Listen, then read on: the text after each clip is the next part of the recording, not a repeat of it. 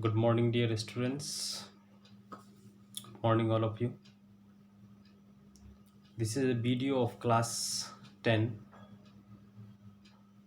and in this video, we are going to talk about the properties of covalent compounds. The very first properties of the covalent compounds is the physical states. As you know, dear student, that covalent compounds form after the sharing of mutual sharing of electrons, so that can exist as a solid, liquid, or gases. The various types of organic compounds are there, which actually forms covalent bond amongst them, and one of them is, you can see, NH3, CO2, and CH4. Okay, so the physical states of the covalent compound, it can exist in any of the states, solid also, liquid also, gaseous state also.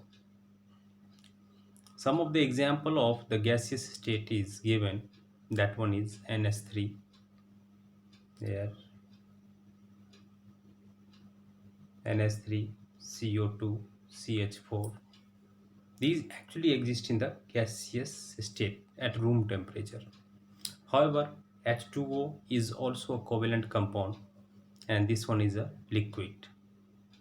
And then after, wax, glucose, and sucrose, these are solids, okay, at room temperature. As soon as we increase the temperature, that solid can change into the liquid, liquid can change into the gas, but we are talking at the room temperature about the physical state. Hence we can say that covalent compounds actually exist in the solid, liquid, and gaseous state. Okay, now we can take the various types of example also. Okay, if you will study about the chlorine, Cl2, chlorine is also a covalent molecules. Okay, now that is formed by mutual sharing of one electron, and the physical state of that chlorine is in the gaseous state. Okay, now second physical properties we will see, and that one is melting and boiling point. Okay, so you can see here melting and boiling point. As you all know that covalent compounds formed by the mutual sharing of electron, they do not have the ions, they do not form by the losing of electrons, gaining of electrons. They do not form by the losing of electrons and gaining of the electrons, and hence we can say that this one is not forming the ionic compound. And if it is not forming the ionic compound, we can say that this one, that means covalent compounds do not have high melting point and boiling point, weak melting point and boiling point. Then after, they are insoluble in water. Again, as you know that like dissolves like. Okay, na? Like dissolves like means ionic compound will be soluble in the ionic compound solution. You know that water is break down into H plus OH negative, and if you will dissolve HCl into that one, H plus Cl negative, again, that will easily dissolve. H2O will easily dissolve HCl, but here you can see that no covalent compounds will be soluble in the water. Okay, na? So solubility are insoluble in water, but they can be soluble in the, they can be soluble in the organic solution, solvent, benzene, ether. They can be soluble, covalent compounds can be soluble in the organic solvent, but in the water, that will not soluble. Now next one, electrical conductivity. You all know, dear student, that if I am talking about any of the ions, then ions can pass through a solution, and that results, due to the flow of electrons, that results the conductivity of electron, or we can say the electron will conduct the electric current. But in the case of covalent compound, no electron is there, and hence we can say that no ions would be there. And if no ions would be there, that means covalent compounds are bad conductor of electricity. Again, now we will see the next thing, and next thing is catenation. Catenation is the self-linking property of an element. Look, if one of the element is there, that elements link with other element. Okay, na? And this linking is actually up to a large extent. Large extent means thousand of long chain can be formed from that elements combining, one elements combined with the same element until the thousands elements, it will form a large, a huge network, huge chain. Okay na? So we can say that is the self-linking ability. And catenation is the same thing. This is the self-linking property of an element to form long straight chain compounds. Long straight chain compounds. Every time it is not essential that long straight chain compounds. Sometimes it can form branch structure also, and the rings structure also. So that one is called as a catenation. Here I will show you this one. You can see. Okay, here you can see that carbon C, C, C, C.